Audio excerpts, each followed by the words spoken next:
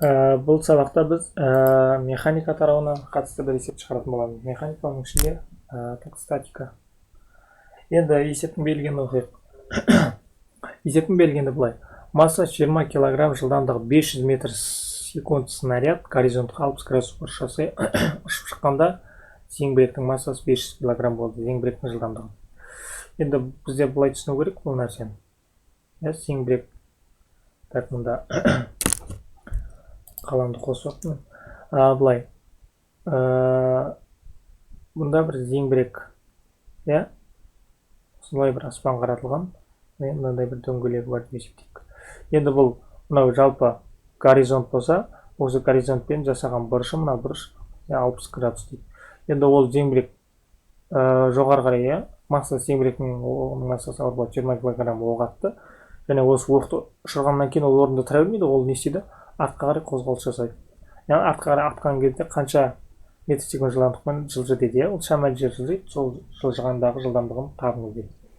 Бізде бұл жерде не ойнайды? Зеңбіректің массасының рөлі ойнайды, оның жылдамдығы, зеңбіректің массасы және горизонтпен жасаған бұрышы рөл ойнайды, яғни бізде барлығы берген. Есептің берілгенін жазайық. М1 бізде ненің снарядтың массасы 20 кг. Кішкентаймен жаздық. М1 демек кішкентай М дейсіз сақталады негізі. Және жылдамдығы, оның жылдамдығы V1 тең болады 500 метр секунд. Еш нәрсені халықаралық бөліктер жүйесіне айналдырудың қажеті жоқ. Бәрі орында тұр. Синус альфа деп альфа тең болады 60 градус. Және де зеңбіректің массасы ол үлкен М-мен белгілейік 500 кг. Табу керек бізге зеңбіректің жылдамдығы V2. Енді біз мынандай нәрсені білеміз. Импульс деген нәрсені. Импульс деген не ол? Масса мен ненің көбейтіндісі. Яғни екеуі қатынастырылған, екеуі байланыстырылған. Масса мен жылдамдықны байланыстырғандағы шаманы импульс деп есептейді. Енді бізде мынандай бар. Екеуінің импульсы ұшарда тең болды деп есептейміз. P1 тең болады P2. Енді бізде P1 дегеніміз ол не? М1 көбейтілген V1. М1 көбейтілген V1 тең болады М2 көбейтілген V2. Немесе энергияның сақталу заңы деп те атайды. Енді бізде не керек? Бұл 60 градус, яғни снаряд 60 градус бұрыш жасап шыққаннан кейін бізге не керек? Мына снарядтың импульсіне синус альфаны қосамыз. Яғни қосқанда көбейту керек, қасына тіркеп жазамыз.